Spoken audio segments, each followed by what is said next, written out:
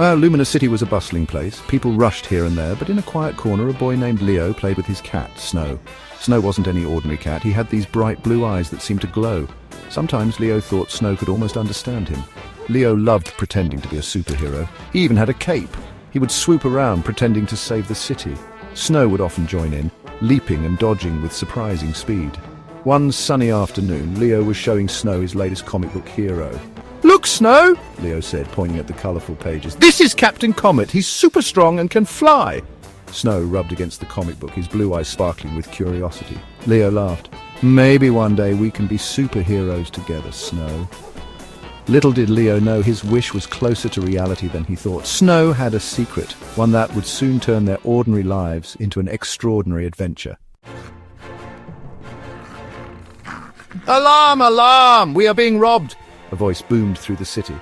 Leo and Snow were near the park, enjoying some ice cream. Leo almost dropped his cone. "Did you hear that, Snow? A robbery!" He peeked around the corner and saw a commotion at the city bank. People were running out, scared. Leo's heart pounded. He had to do something. He felt a tap on his leg. Snow looked up at him, his blue eyes shining brighter than usual. It was as if Snow was saying, "Let's go." Leo felt a surge of courage. He knew what he had to do. He grabbed Snow and ducked behind a large planter. "Okay, Snow," Leo whispered, feeling a bit scared but excited. "It's time to be heroes." He had an idea, a risky one, but it might just work. He whispered the plan to Snow, who surprisingly seemed to understand. Snow rubbed against Leo's cheek, as if to say, "Let's do this." Leo took a deep breath and charged towards the bank, with Snow right beside him.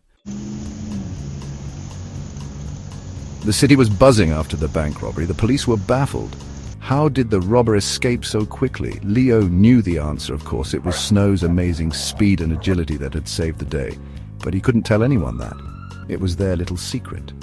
Later that night, Leo was walking Snow back home. The alleyways were dark and a bit spooky. Leo held Snow close, feeling a shiver run down his spine. Suddenly, Leo heard voices, hushed and urgent. He peeked around a corner, his heart pounding. Two figures were talking in low tones. One was tall and shadowy, the other short and fidgety. "Remember," the tall figure hissed, "we need more pets for the experiment. Don't fail me again."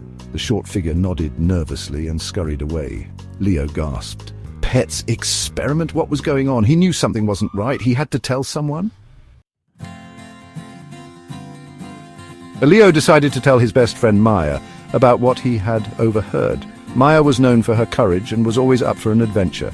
She listened intently as Leo recounted the events of the day, from the bank robbery to the whispers in the alley. "This is serious, Leo," Maya said, her brow furrowed in thought. "We need to investigate. Those poor pets. We have to save them." Together they hatched a plan. They would follow the short figure from the alley and see where he went.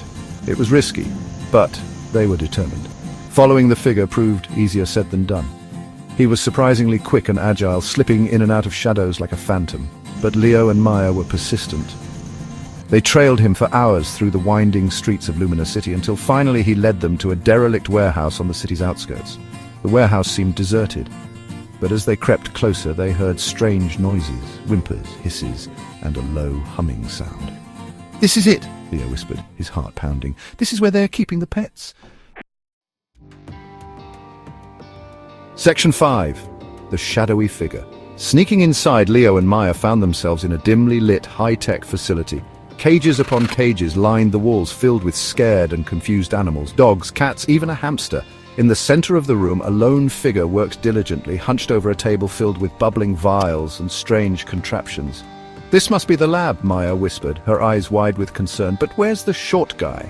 Suddenly a shadow fell over them. They spun around to find themselves face to face with the tall, shadowy figure from the alley.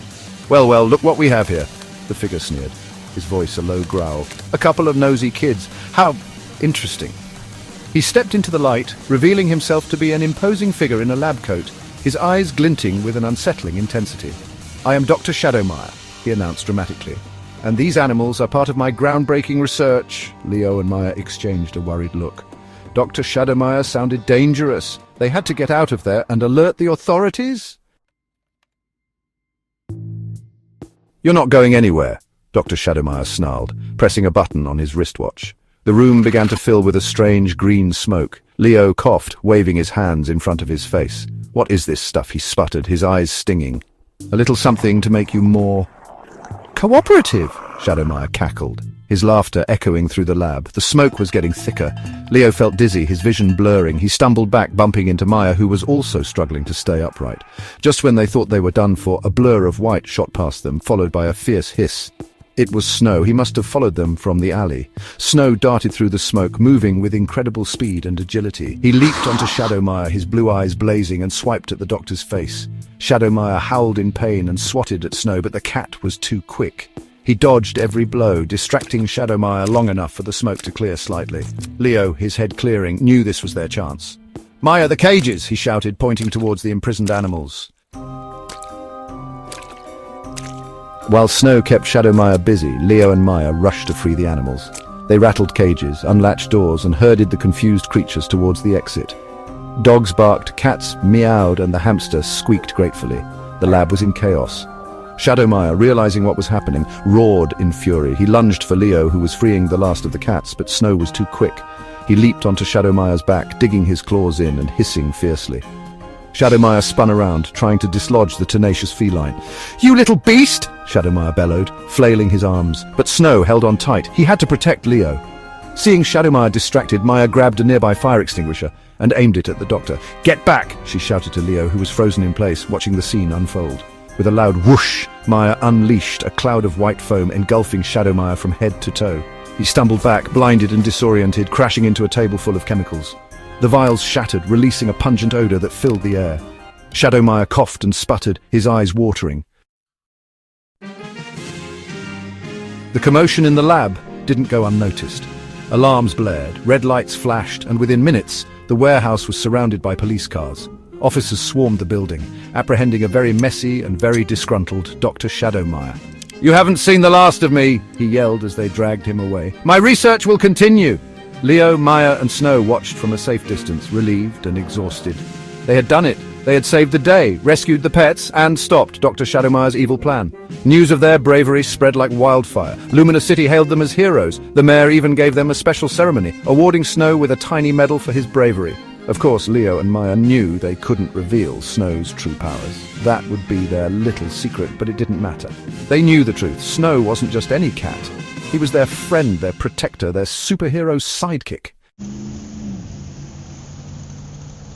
Life in Lumina City returned to normal, or as normal as it could be after the Shadowmire incident.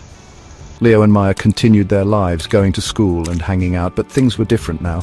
They had faced danger, shown courage, and learned the true meaning of friendship. As for Snow, he was back to his old self, napping in sunbeams and chasing butterflies. But every now and then his blue eyes would gleam with a knowing light, reminding Leo and Maya of the extraordinary adventure they had shared. One evening, as the sun set over Lumina City, casting long shadows across the cityscape, Leo and Maya sat on a rooftop, watching the sky turn a fiery orange. Snow was curled up on a nearby ledge, his blue eyes reflecting the colors of the sunset. "Do you think we'll ever have another adventure?" Maya asked, a hint of longing in her voice. Leo smiled. He didn't know the answer, but he had a feeling that as long as they had each other and Snow by their side, anything was possible. After all, in Lumina City, even ordinary kids and their extraordinary pets could be heroes.